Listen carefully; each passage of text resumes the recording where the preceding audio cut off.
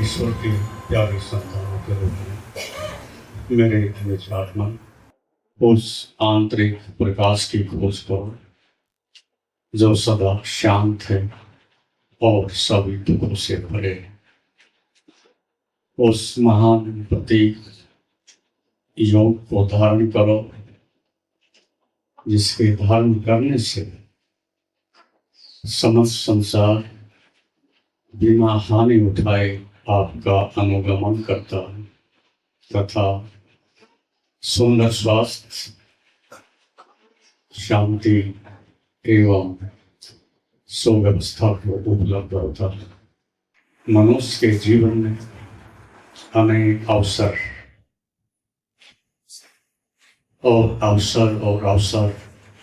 मिलते जाते हैं। मनुष्य की चेतना जागे इसके लिए अनेक प्रयास किए जाते हैं। उसमें से भारतीय संस्कृति के अनमोल धरोहर के रूप में ये एक सुंदर श्रेष्ठ मनुष्य की आत्मजागृति का सुंदर साधन अनादिकाल से विश्व के द्वारा अनुकंपा के रूप में, गुरु पर्व के रूप में, गुरु पूर्णिमा के रूप में चला आ रहा है। इससे सुंदर, श्रेष्ठ और कल्याणकारी मनुष्य के लिए क्षण नहीं हो सकते, अवसर नहीं हो सकते जहाँ मनुष्य को पुनः देवत्व को उपलब्ध होकर के परम मुक्ति का साधन मिलता है। समस्त अंधकार को मिटा करके प्रकाश में प्रवेश मिलता है। मनुष्य की समस्त अज्ञान की कड़ियां टूट जाएं और मनुष्य बंधन से मुक्त हो, उसके लिए आयोजन किया जाता है। ये कोई मनोरंजन नहीं, कोई सामाजिक समारोह नहीं, ये मात्र मनुष्य की आंतरिक प्यास जगाने के लिए, आध्यात्मिक प्रकाश को प्राप्त करने के लिए और एक साथ समस्त दुखों से, चाहे आदिदेविक हो, भौतिक हो, आध्यात्मिक हो, उससे मुक्ति दिलाने का सुंदर आगमन है, समागम है। इसको अपने जीवन में आप धारण कर सकें, उसके लिए एक अवसर फिर प्रदान किया गया है। अभी आप सुनते तो हैं कि गुरु पूर्णिमा ही क्यों मनाई जाती है और इसका क्या महत्व है। कई बातें समझ लेनी जैसी है। एक तो ये आषाढ़ महीने में मनाई जाती है, 12 महीनों में और भी तो कोई महीना हो सकता था। आषाढ़ महीने में क्या ऐसी विशेषता है कि गुरु पूर्णिमा का पर्व ऋषियों ने रखा। उसके पीछे बहुत सारे वैज्ञानिक और आध्यात्मिक कारण।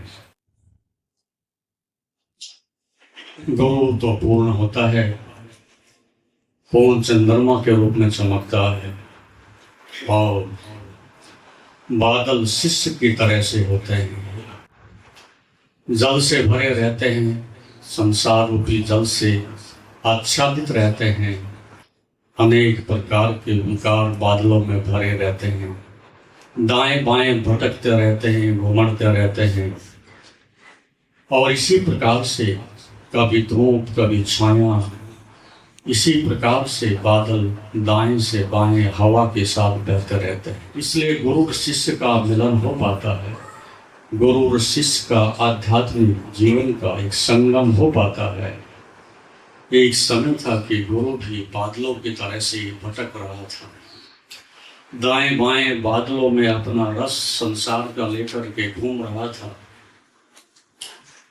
इसी के कारण एक क्रांति जीवन में घटित होती है कि गुरु तुम्हारे जैसा ही था और फिर इन बादलों को छटा करके, हटा करके इस संसार रूपी रस को दूर करके अपने जीवन के स्वरूप में वापस लौटा। मैं एक यहूदी संस्मरण पढ़ रहा था, मूसा का, जो ईसा से पहले हुआ। सम्राट उस मूसा से अत्यधिक प्रेम करता था और अपने गुरु के रूप में आदर देता था। कई वर्ष बीत जाने के बाद सम्राट के मन में भाव उठा कि आज गुरु प्रतिमा के रूप में है, सशरीर है, कल नहीं होगा, मैं भी भूल जा सकता हूँ, मेरे बच्चे भी, मेरा परिवार भी, ये परंपरा धीरे धीरे समाप्त हो सकती है। ये महान है, श्रेष्ठ है, पूजा के योग्य है। गुरु का कुछ तो ऐसा हो जो बचे, जो कहने के लिए कह सके, संसार को दिखा सके। उन्होंने अपने श्रेष्ठतम चित्रकार को भेजा कि जो उनका श्रेष्ठतम चित्र हो सकता है और वस्तुतः यथार्थ हो सकता है, उसको आप निकाल करके लाओ। कई महीने लगे, उसने सब प्रकार से उस चित्रों को संजोया, चित्रित किया, अपनी भावनाओं को उसमें उड़ेला और जो वस्तुतः यथार्थ रूप था उसको चित्रित किया। लेकिन जब वापस लौटा, सम्राट ने चित्रों को देखा तो उसने कहा, ये चित्र नकली हैं, ठीक नहीं। मैंने इनको जैसे देखा था उस प्रकार की चित्र आप लौटा करके नहीं लाए, कुछ जरूर आपसे त्रुटि हुई है, फिर से समीक्षा करिए। चित्रकार ने कहा कि मैंने अपनी तरफ से जो 100% था वो सब लगा दिया, अब आप ही स्वयं जाकर के देख सकते हैं, मूसा को निहार सकते हैं, चित्रों को निहार सकते हैं, इसमें कोई आप अंतर नहीं बता सकेंगे।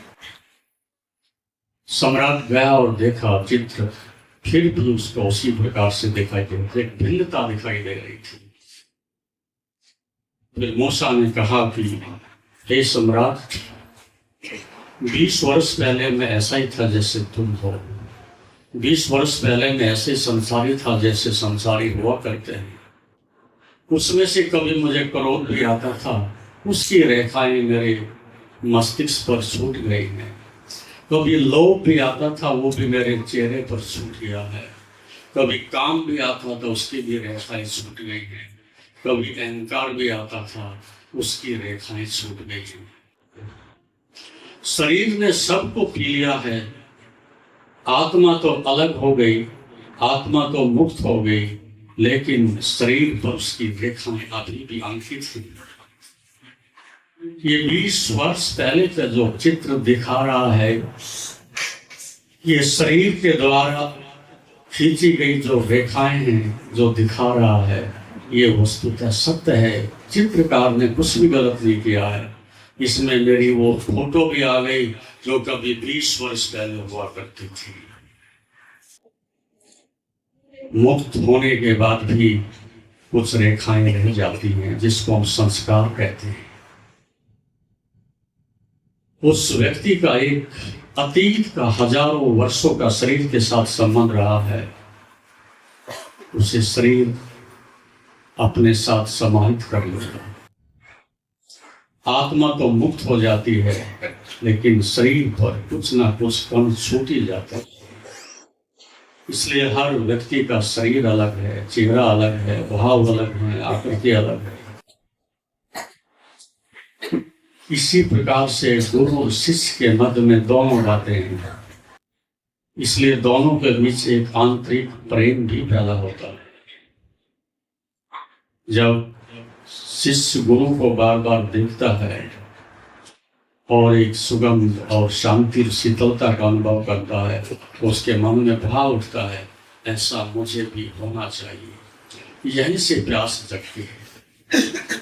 यदि गुरु के साथ रहकर के प्यास नहीं जगती, एक आंतरिक शांति का संबंध नहीं बनता, एक शीतल सात्विक छाया का मिलन नहीं होता, तो वहाँ ठहरना भी ठीक नहीं। तुम्हारे लिए वहाँ कुछ घटेगा ऐसा संभावित भी नहीं है। एक आंतरिक ऊर्जा का प्रभाव आपस में मिलने लगे, आदान प्रदान होने लगे, तो सोचो हम ठीक जगह आ गए हैं, अन्यथा आपको आगे कहीं जाना चाहिए। ये कसौटी थी प्राचीन काल में। और ये भी आप सोचिएगा, सूरज को हमने क्यों नहीं चुना? सूरज तो और भी प्रकाशमान है, चंद्रमा तो उसी की रोशनी से जीवित है। हमने चांद को ही क्यों चुना है? हम सूरज को भी चुन सकते थे, हम सीधे परमात्मा को भी चुन सकते थे। हमने गुरु को ही क्यों चुना है? इसके भी आध्यात्मिक कारण है। सीधे सीधे आपका मिलन सूरज से नहीं हो सकता। उसका तेज इतना है, उसकी उत्ताप उतना है, उसकी गर्मी इतनी है कि आप उसे सहन नहीं कर सकते, उसे सीधे खुले आंखों से नहीं देख सकते। इसलिए एक व्यवस्था बनानी पड़ी कि सूरज ने पहले अपनी शक्ति चंद्रमा को दी, चंद्रमा में अब शीतलता स्थापित हुई, और गुरु मध्य में होता है संसार और परमात्मा के बीच में। वो उस ताप को भी जानता है और संसार को भी जानता है। इसलिए आपके साथ उस शीतलता को, चंद्रमा का संबंध ही स्थापित आपके जीवन के लिए अमृतदायी नहीं हो सकता है। सूरज तो मार ही डालेगा। इसलिए गुरु गोविंद दो खड़े काके लागू पाए। जो कबीर साहब ने कहा ठीक ही कहा है, सीधे सीधे परमात्मा से कोई संबंध नहीं बनाया जा सकता। गुरु इस प्रकार की भूमिका अदा करता है। कुछ तुम्हारे जैसा भी है गुरु, और तुमसे अनूठा भी है, विलक्षण भी है। कुछ तुम्हारी तरह से उठता बैठता भी है, लेकिन उठने बैठने में उसकी भंगिमा अलग है। तुम्हारी तरह से बोलता भी है, लेकिन आपके उसके बोलने में एक अलग मौलिकता और गरिमा है। जो थोड़े समझदार हैं, जो थोड़े सजग हैं, जो थोड़े श्रद्धा से, निष्ठा से गुरु के निकट बने रहते हैं, वो देख सकते हैं, इसका अंतर स्पष्ट रूप से देख सकते हैं कि उठने का ढंग, बोलने का ढंग, जीने का ढंग, खाने का ढंग, सब कुछ उनका अनूठा है। और वो बात ही रस पैदा करती है। वो पकड़ में आ जाए सूक्ष्म धारा, तो ही तुम्हारी श्रद्धा घटित होती है। यदि नहीं होती तो बात सतह पर केवल औपचारिकता बनी रहती है। इसलिए अधिकांश आपके लिए गुरु एक औपचारिकता है, फॉर्मल है। एक परंपरा आप निभा रहे हो, साल भर में आ जाते हो, चले जाते हो, पैर छू लेते हो, कुछ दक्षिणा दे देते हो, प्रसाद बांट लेते हो, उत्सव मना लेते हो। इस लगभग सब सतह पर घटित हो रहा होता है। लेकिन अंतस्तम में एक आंतरिक रूप से जब घटना घटती है, तो उसमें बहुत सारी बातें हैं जो घटित तभी होंगी जब आप उन शर्तों को पूरा कर सकते हैं।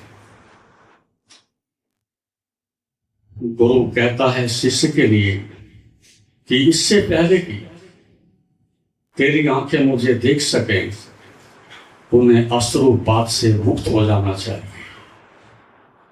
क्या मतलब होगा? ये सूत्र विश्व के अनूठे हैं और तुम्हारी समझ से बाहर है। आप सोचेंगे संसार में तो अश्रु थे और रहेंगे, और गुरु पहली शर्त लगाता है, इससे पहले कि तुम्हारी आंखें मुझे देख सके, अश्रुपात से मुक्त हो जानी चाहिए। अर्थात जो सांसारिक दुख तुम्हारी आंखें लेकर के घूम रही हैं, भारी हो गई हैं, बोझिल हो गई हैं, दीनहीन हो गई हैं आंखें, असफलता लेकर के आंखें तुम्हारी जगह जगह से घूम रही हैं, कहीं सफल हो जाए। इतने दुख हैं, कहीं दुखों से मुक्त हो जाएं, कहीं उड़ेल दें इसको। तो गुरु कहता है कि आंखें पहले अच्छी तरह से रो लें, अच्छी तरह से इस दुख को बहा लें, इस पीड़ा को बाहर उड़ेल दें, और ये बच्चे की बातें साफ स्वच्छ और निर्मल हो जाए। तब एक पर्दा हटता है, तब वो आंखें देख सकती हैं। यदि आप लोभ से गुरु के पास आए हैं तो देख नहीं सकोगे, किसी वासना कामना से आए हैं तो देख नहीं सकोगे, कुछ संसार चाहिए तो आंखों में अभी तुम्हारे बहुत कुछ कीचड़ भरा है, वो देख नहीं सकेंगे। ऐसी आंखें कि बस अब एक ही चाहिए, अनेक नहीं चाहिए। अब एक ही रस चाहिए, संसार के रस नहीं चाहिए। अब एक ही सत्य चाहिए, संसार के बहुत सारे झूठ तो देख लिए, वो नहीं चाहिए। ऐसा आंखों में ग्वारापन पैदा होता है तब पहली बार आपकी आंखें गुरु को गुरु रूप में देखती हैं। अन्यथा तुम्हारा कभी राग देखेगा, कभी लोभ देखेगा, कभी अहंकार देखेगा। कुछ ना कुछ तुम्हारी आंखों में ऐसा होगा जो कि दुख पैदा करता है। इसलिए पास आकर के आप पास नहीं आ पाते। फिर गुरु कहता है इससे पहले कि तेरे कान मुझे सुने, संसार को सुनना बंद कर देना चाहिए। यह अनूठी बात है। इससे पहले कि तुम मेरा सत्संग सुनो, इससे पहले कि तुम उपदेश सुनो, इससे पहले कि तुम गुरुमुख बनो, इस संसार की बकवास, संसार की भीड़, संसार की राजनीति, ये सब पीछे छूट जानी चाहिए। लेकिन तुम्हारा रस फिर भी संसार में है, उसी को सुनने में है, उसी को देखने में है, उसी की जुगाली करने में है। अखबार लिए बैठे हो, क्या रखा है कागजों में, बार बार मोबाइल खोल करके बैठे हो, रस आ रहा है क्योंकि संसार को सुनने में रस आ रहा है। किसी की निंदा, किसी की स्तुति, राग द्वेष, दाएं से बाएं, बाएं से दाएं, आप कर क्या रहे हो? एक व्यर्थ की शब्दों की भीड़ को धो रहे हो। और ये भीड़ तुम्हारे ऊपर ठीक ऐसे छा गई है जैसे पूर्णिमा के चांद के ऊपर बादल छा गए। इसलिए चेतना नष्ट तो नहीं होती, कोई उपाय भी नहीं, लेकिन बादल ढक तो सकते हैं। आपके अंदर भी उतना ही चैतन्य है, उतना ही आत्मा है जितना बुद्ध में है, कबीर में है, लेकिन उनके बादल छट गए हैं और आप बादलों को ढो रहे हैं, बार बार संसार को सुन रहे हैं, इकट्ठा कर रहे हैं। जिसका रस संसार को देखने और सुनने में अभी है, उसे वैराग हुआ ही नहीं है। और ये रस तुम्हारा भारी है, अभी भी तुम जुगाली तो संसार की कर रहे हो। कुछ शब्द हैं वो मुझे भी सुनने के लिए, कान तो इधर हैं लेकिन आत्मा कहीं दूसरी जगह अटकी हुई है।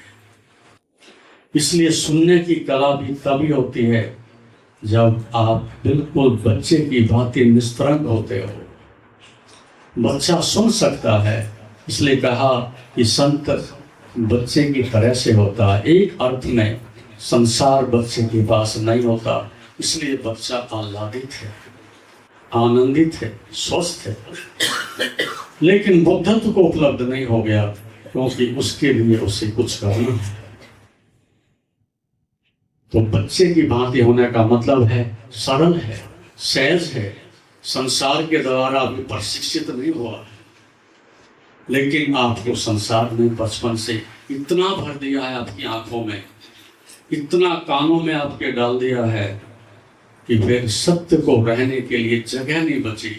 इतना फर्नीचर, इतने अंगर खंगर, इतनी भीड़ तुम्हारे हृदय में बैठी है, तो सत्य के लिए, सत्संग के लिए, सुनने के लिए, मौन के लिए वहाँ स्थान नहीं बचता। इसलिए गुरु शिष्य की घटना नहीं घटती।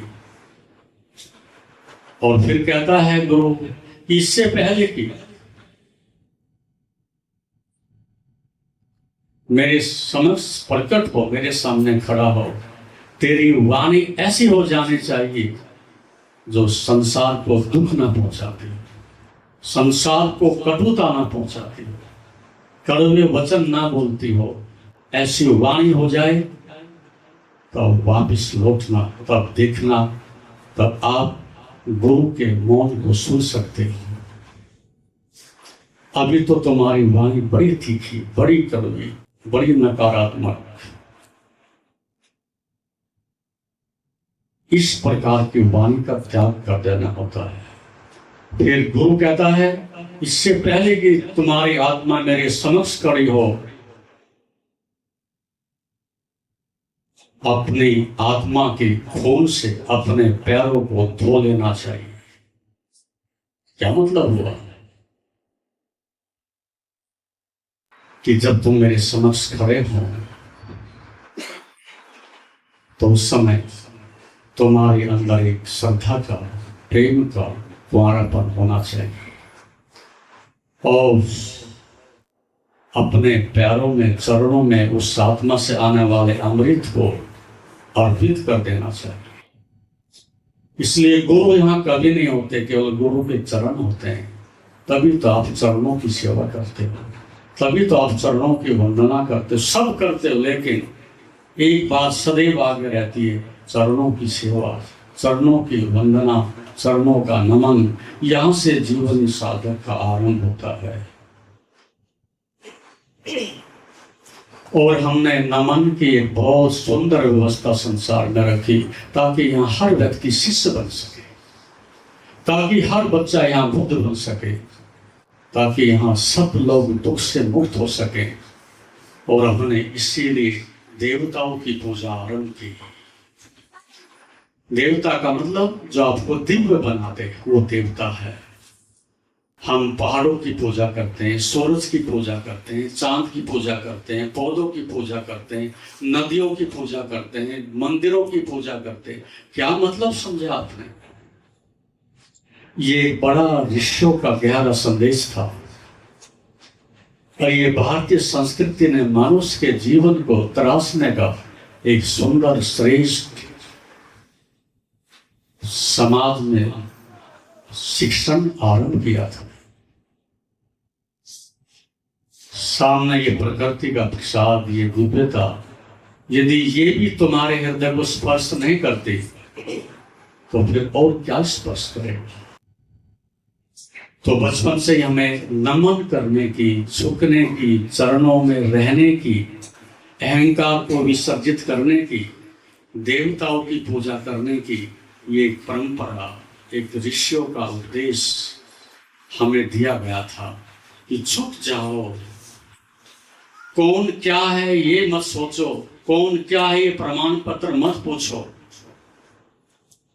जब सूरज सुबह उगता है तो हमने सूर्य नमस्कार किया है। जैसे तुम संसार का अंधकार मिटाते हो, हे आत्मा, हे प्रभु, हे गुरुदेव, मेरा भी अंधकार मिट जाए। मैं नमन करता हूं तुम्हारे प्रकाश को। जैसे तुम अंधकार मिटाते हो, ऐसे मेरा भी अंधकार मिटे। तमसो मां ज्योतिर्गमा, इस अंधकार से प्रकाश की ओर ले चलो, ये प्रार्थना है। सुबह की प्रार्थना आरंभ हो गई सूर्य को देख करके। फिर पक्षियों की चहचहाट, उनका संगीत सुनने को मिलता है। वृक्ष लहरा रहे हैं, उनका फूल और सुगंध मनुष्य के नासापुट को घेर लेती है, उसको भी मैं नमन करता हूँ। नदियां बह रही, हमने गंगा, यमुना, सरस्वती, कितनी नदियां हैं, उनको खूब पूजा है। आप सोचते होंगे कि मूड है वो आदमी, क्या रखा है, गंगा ही तो बह रही है, जल ही तो बह रहा है। बात जल की नहीं है, बात जल के अंदर छिपे हुए नमन की है, अंदर से छिपे हुए एक झुकने की है। और जितने तुम झुकते हो उतनी दिव्यता को उपलब्ध होते हो। तो माँ के सामने झुकना, पिता के सामने झुकना, गुरु के सामने झुकना, श्रेष्ठ जन जो है संसार में संभ्रांत लोग हैं उनके सामने, प्रकृति के सामने झुकना। चारों तरफ हमने एक ऐसी व्यवस्था की थी, आदमी के अहंकार को सिर उठाने की जगह ना मिले। झुक जाओ, झुक जाओ, झुक जाओ। सुबह से लेकर के रात्रि तक झुकने की बड़ी सुंदर कला थी। और अब संसार में बड़ी विलक्षण और त्रुटिपूर्ण और विनाशकारी घटना मनुष्य ने आरंभ की है। झुकाना और झुकाना और झुकाना और झुकाना, पैसे से, बल से, बदमाशी से, हिंसा से, अनेक प्रकार से। एक ही शिक्षण है तुम्हारे बचपन से, ठीक जो ऋषि की शिक्षा थी, उपदेश था, उसके उलट बात राजनीतिक लोगों ने कर डाली है। झुका डालो, माँ को झुकाओ, बाप को झुकाओ, गुरु को झुकाओ, नेताओं को झुकाओ, सबको झुका डालो। और इससे मनुष्य का अहंकार इतना प्रखर हो गया है, मुखर हो गया है, चारों तरफ अहंकार टपकता है तुम्हारे अंदर से। ये जहर टपकता ही रहता है चारों तरफ, किधर भी तुम्हारी खोपड़ी में घुसे बस एक ही दिखाई पड़ता है। आंखों में देखें तो अहंकार, बोलें तो उसमें अहंकार, कुछ दान दें तो उसमें अहंकार, साधना करें, शिष्य बने तो अहंकार। लगभग तुम्हारा भोजन बन चुका है अहंकार। तो झुकने की कला शिष्य बनने की कला है। इसलिए इस भारत में सब शिष्य हुआ करते थे। दुर्भाग्य से कोई ऐसा व्यक्ति नहीं होता था कि जो शिष्य ना हुआ हो। और शिष्य होकर कोई गुरु होता है, और गुरु होकर कोई व्यक्ति मुक्त होता है। तो शिष्यत्व का मतलब है झुक जाओ, लेकिन वो हमें नहीं सिखाया जा रहा है। और जैसे झुकते हो तत्काल तुम्हारा दूसरा जन्म होता है, उसे हम द्विज कहते हैं। जिन्होंने झुकने की कला जानी थी वही ब्राह्मण थे। ब्राह्मण का मतलब है जो ब्रह्म को जानता है, ब्रह्म को अर्पित है, द्विज हो गया है। जब आप दीक्षा लेते हो उसका मतलब है अब मैं ब्राह्मण होने की राह पर चल पड़ा हूं।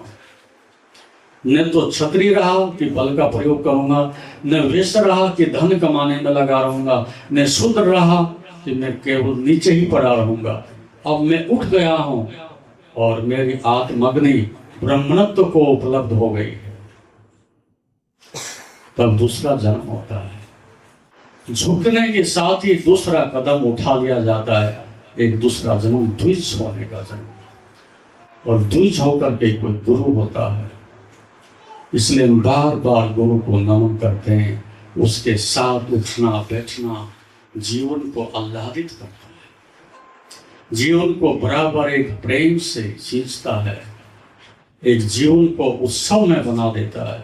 लेकिन जिस आदमी के चारों तरफ अहंकार टपकता है वो गुरु को न सुन सकता है, न देख सकता है, न स्पर्श कर सकता है, न उसके साथ उत्सव मना सकता है। इसलिए आप लोग वंचित हो, इस अहंकार के कारण वंचित हो। अन्यथा फूल तो यहाँ खिल रहे हैं, सुगंध तो यहाँ बह ही रही है, अमृत तो यहाँ बरस ही रहा है, लेकिन औंधे घड़े बरसात के उन्होंने एक बूंद नहीं जाती। सब है लेकिन फिर भी तुम्हारी प्यास नहीं बुझ सकती, क्योंकि इस अंधकार और अहंकार ने प्यास को, आत्मा को मार ही डाला है। और ज्ञानी जनों का पूजन, देवताओं का पूजन, ब्राह्मणों का पूजन, गुरुओं का पूजन और ज्ञानी जनों का भी पूजन, अर्थात जिनसे आपने सीखा है उनकी तो आप पूजा करें ही, लेकिन जो दूसरों के भी गुरु हैं उनके प्रति भी प्रेम रखें, उनके प्रति भी नमन रखें। दूसरों के गुरु हैं तो गुरु वो भी, उनके प्रति घृणा क्यों करनी है? मेरा गुरु ही श्रेष्ठ है और दूसरा श्रेष्ठ नहीं है, ऐसा क्लेश पैदा क्यों करना है? ऐसा द्वेष पैदा क्यों करना है?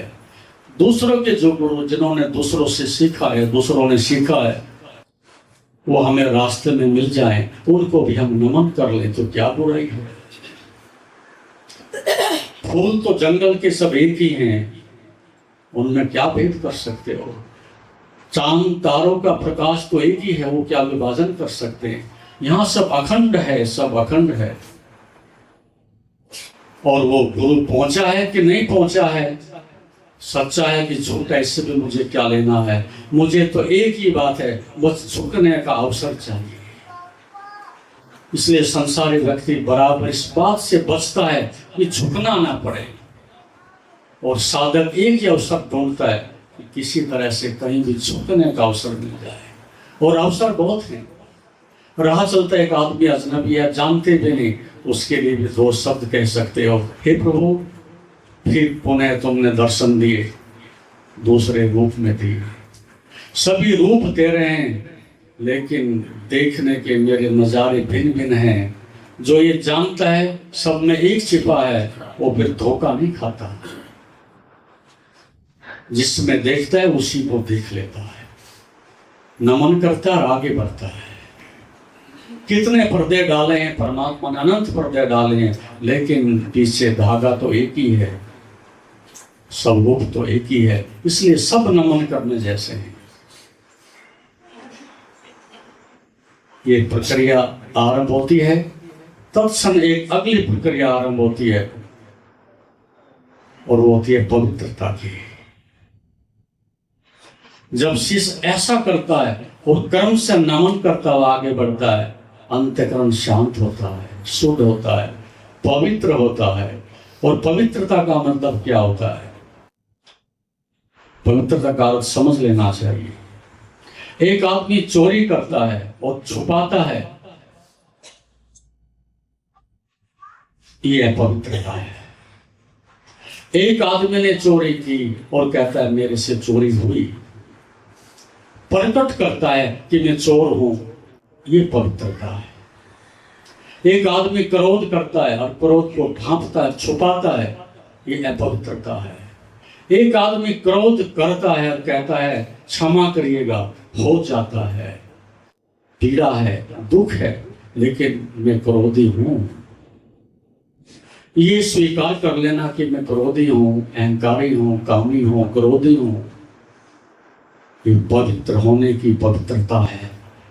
पवित्र होने का मतलब ये पात्रता, मैं जैसा हूं वैसा प्रकट कर सकूं। और पाखंड का मतलब है मैं जैसा हूं अपने दुर्गुणों को छिपाता हूं और सद्गुणों को प्रकट करता हूं, ये अपवित्रता है। जब आपके अंदर ऐसी पात्रता आ जाए और आप स्वीकार कर सके जैसा हूं, तो आपके जीवन में क्रांति आ जाएगी। आप ज्यादा देर तक चोर नहीं रह सकोगे ये कहकर कि मैं चोर हूं। आप ज्यादा देर तक क्रोध नहीं कर सकोगे ये कहते फिरे जगह जगह, क्या करें, क्रोध से बोझिल हो गया हूं, इसने मुझे मार ही डाला है, कब मुझको इस पिशाच से छुटकारा मिलेगा, कुछ तो बताओ मुझे।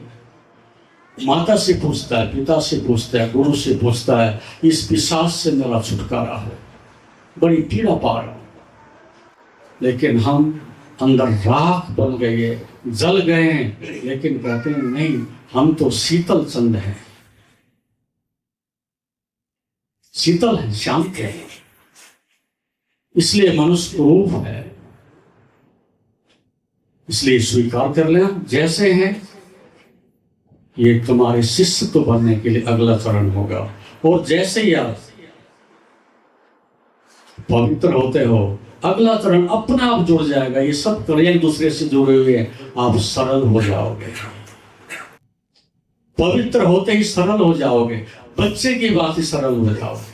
बच्चे देखें कई बार कैसा उद्यम मचाते हैं, कैसा तांडव मचाते हैं, ऐसा क्रोध करते हैं कि जला देंगे सब, तोड़ देंगे सब, लेकिन 5 मिनट के बाद ऐसे शांत होकर बैठे हैं जैसे कुछ हुआ ही नहीं। वो जैसा था सब निकल जाने देते हैं, कुछ भी रोकते नहीं और शांत हो जाते हैं। लेकिन आप रोते हैं वो भी नकली, आप हंसते हैं वो भी नकली, क्योंकि सब दबाए जा रहे हैं। इसलिए क्रूरता आ गई है, टेढ़ापन आ गया है, सरलता चली गई है। और जो जटिल है वो शिष्य नहीं बन सकता। और जटिलता तुम्हारी भारी है, समय कम है, विस्तार नहीं कर सकेंगे। आप हर जगह जटिल हो। चीजें बहुत सरल हो सकती थी, आसान हो सकती थी, लेकिन आप उलझाते चले जाते हो। धागे जैसे आपस में फंस गए हो और अधिक गांठ गठिले होते चले जाते हैं। ये तुम्हारी जटिलता के कारण ऐसा है। ये तो जीवन सरल है, संसार सरल है, यहाँ सब कुछ प्रभु के पास से सरल है। एक मनुष्य को छोड़ करके यही टेढ़ा टेढ़ा है। आज मनुष्य को पृथ्वी पर से हटा दिया जाए, क्या कोई पौधा ऐसा है कि जो क्रूर हो? क्या कोई पौधा ऐसा है जो जटिल हो? क्या कोई पक्षी ऐसा है, कोई जानवर ऐसा है? यहाँ कुछ भी तो ऐसा नहीं जो जटिल हो। सब शांत खड़े हैं, सरलता से जी रहे हैं। लेकिन आदमी ने हाहाकार मचा रखी है जटिलता के कारण। इसलिए जो शिष्य जटिल है कुटिल हो जाएगा, चंडाल हो जाएगा, अपना भी जलाएगा, दूसरों का भी जलाएगा। ऐसा व्यक्ति इस पृथ्वी पर सदैव जहर ही पैदा करता है, विनाश ही करता है। और ऋषि कहते हैं आगे, योग कहता है कि यदि सरल हो गए तो ब्रह्मचर्य उपलब्ध होगा। काम ब्रह्मचर्य के विरोध में नहीं है और ब्रह्मचर्य काम के विरोध में नहीं है। सही बात तो यह है कि काम ही ब्रह्मचर्य तक ले जाता है, वासना ही निर्वासना तक ले जाती है। जब आप सरल हो जाते हो तब आपके जीवन में एक रूपांतरण होने लगता है, कचरा जलने लगता है, अशुद्धता बहने लगती है, जो पवित्रता है वो प्रकट होने लगती है। इस पवित्रता के प्रकट होते होते होते एक समय होता है समस्त अशुद्धता जल जाती है, और जो परम शुद्धतम बचता है वो ब्रह्म बचता है, ब्रह्मत्व बचता है, ब्रह्मचर्य बचता है। सब ही घटित होता है, लेकिन हम सब पाखंड हैं, दबाए जा रहे हैं, विकृत किए जा रहे हैं, उबल रहे हैं काम से और ब्रह्मचर्य की बात करते हैं, ये पाखंड हो जाता है। इसलिए हाहाकार मचे रहती है। पति और पत्नी में जितना क्लेश होता है, झगड़ा होता है, ऐसा दुनिया में कहीं नहीं होता।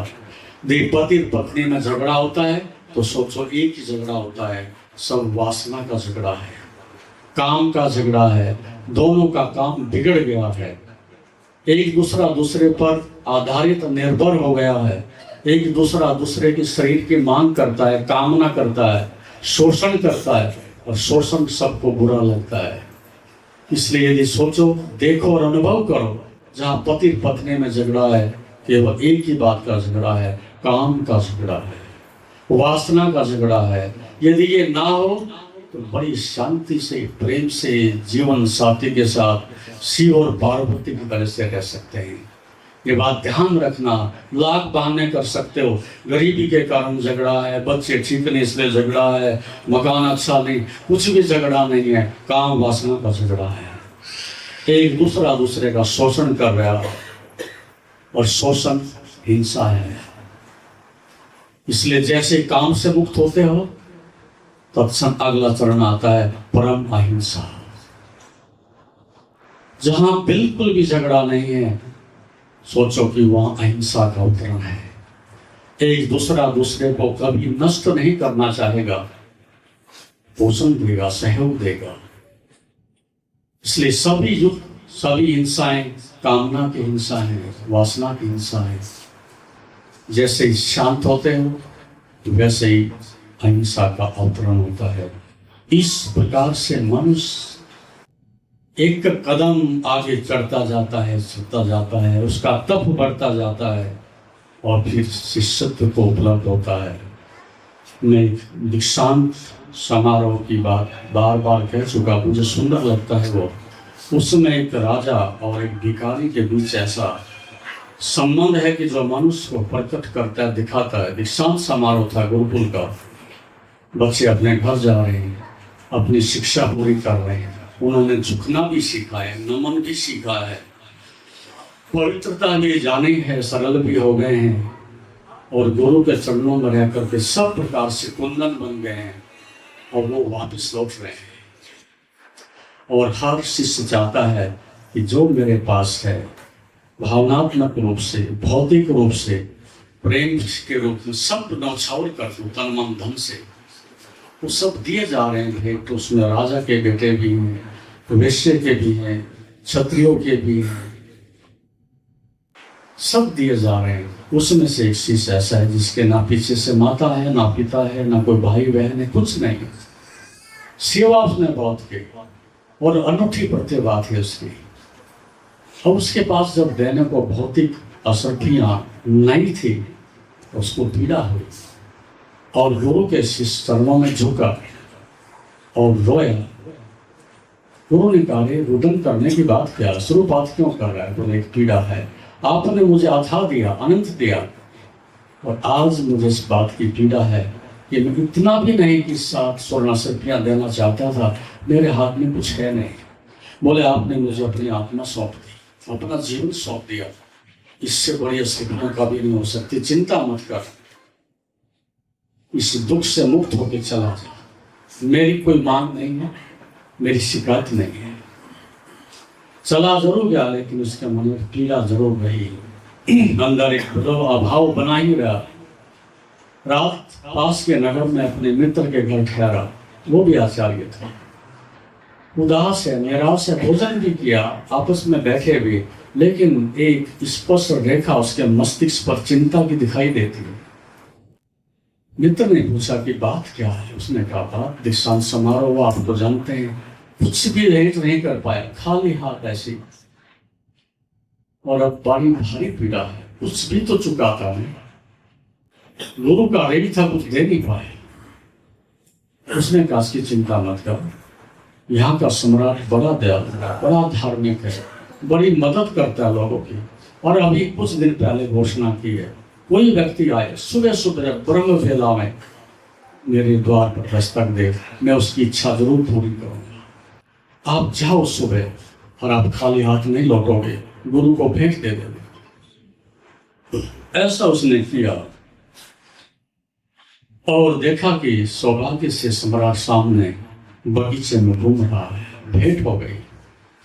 सम्राट बड़ा सहज सरल आदमी था। उसने कहा, किस लिए आए हो ब्रह्मचारी? उसने कहा, कुछ धन की आवश्यकता है। सम्राट ने कहा, मांगो, कहो, और तुम पहले व्यक्ति हो जिन्होंने द्वार पर दस्तक दिया, मैं अवश्य दूंगा, दिल भर के दूंगा, आप कहो तो सही।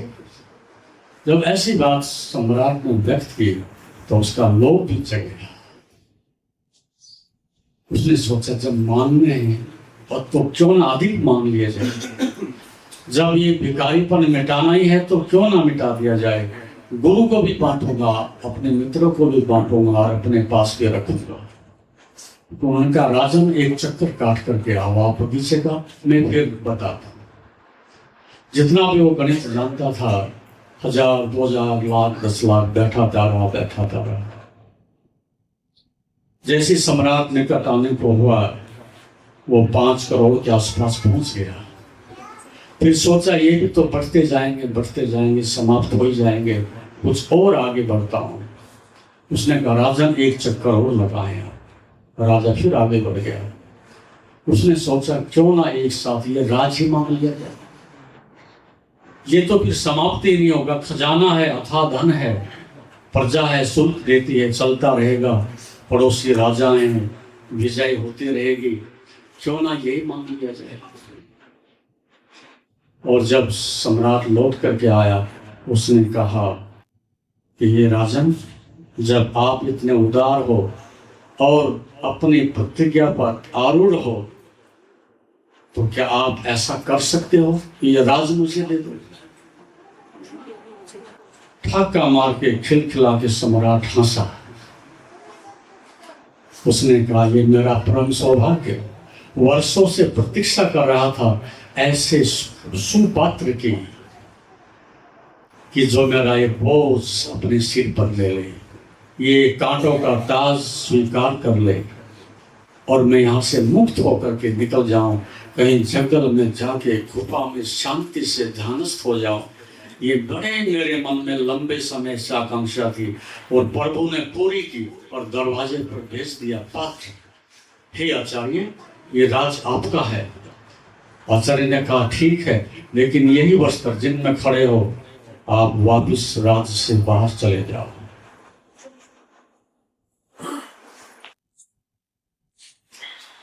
ये बात जब हो ही रही थी और सम्राट मुस्कुरा रहा था, तो उसने कहा, ठीक है, मुझे स्वीकार है, लेकिन उसने कहा, एक चक्कर और काट के आओ। उसके मन में विवेक, अंत प्रकाश पैदा हुआ। जब तक वो चक्कर काट के आया, वो वहां से भाग खड़ा हुआ। उसने छू लिया सम्राट, उसने जी लिया साम्राज्य को, उसने देख लिया एक पराकाष्ठा को, धन की, पद की, प्रतिष्ठा को। समझदार आदमी थोड़े में समझ जाता है। उसने सब देख लिया। जब एक सम्राट भी दीनहीन और दुखी है, ये सब पाकर के भी दुखी है, मेरी हैसियत क्या है, और मेरी भी दुर्दशा ये होनी है। जब ये ध्यान को जा रहा है, तो मैं क्यों ना सीधे ध्यान के लिए चला जाऊं। जब वही धन है, तो क्यों ना उस धन को मैं ही खोज लूं। ये तो सिद्ध हो गया, ये धन वो धन नहीं है जो रहेगा। लेकिन जब ये भी परम धन ध्यान को ही मानता है, तो मैं क्यों पागल बनता हूं। जब ऐसी समझ पैदा होती है, समझ कह रहा हूं, ये हारे हुए को हरि नाम नहीं है कि ठीक है नहीं मिले तो चलो साधु बन जाते हैं, नहीं मिले तो चलो कुछ और व्यापार कर लेते हैं, नहीं मिले तो कुछ और कर लेते हैं। हारे को हरि नाम की बात नहीं है, बात एक समझ पैदा हो गई, ये मंजिल नहीं है मार्ग है, और मार्ग भी कांटों से पटा पड़ा है। तो मनुष्य वो अपने घर वापसी करता है तो नमन करता है, सरल होता है, पवित्र होता है, संयम को उपलब्ध होता है, अहिंसा को उपलब्ध होता है, और फिर समस्त दुखों से पापों से मुक्त होकर के अपने घर वापस लौटता है। जैसा कि एक कवि ने कहा है कि घर घर है दुखों का डेरा, सोना है ये रंग बसेरा, दूर है अभी सुख का सवेरा, चल उड़ जा रे पंछी, इस बस्ती से उड़ जा भोले पंछी। हंस खेल कर काटे दिन सुख के, हंस खेल काट दिन दुख के भी। अमृत का स्वाद लिया है तो इसका भी स्वाद बताना होगा, फूलों की सुगंध को लिया है तो कांटों को भी अपनाना होगा। जीवन का खेल ही ऐसा है जहाँ धूप और छाया संग रहती, हंस खेल कर काटे दिन सुखे, हंस खेल कर के काट दिन दुख के भी। एक समत्व आ जाए, संतुलन आ जाए, सब स्वीकार हो जाए, जो आए सब स्वीकार है, और अंदर प्रकाश, साक्षी भाव, सजगता, नमनता, शिष्यत्व बना रहे।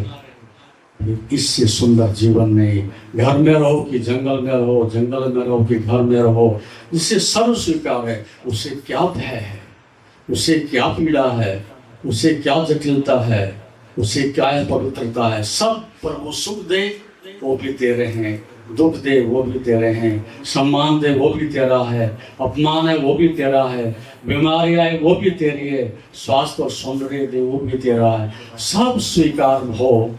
अभी सोचो आप, जब कोई शिकायत नहीं तो दुख क्या है, दरिद्रता क्या है, गरीबी क्या है, पीड़ा क्या है, सब अमृत हो जाता है, और आदमी जिंदगी के गीत गाता है, गुनगुनाता है, और ये मुसाफिर मुक्त होकर के चला जाता है।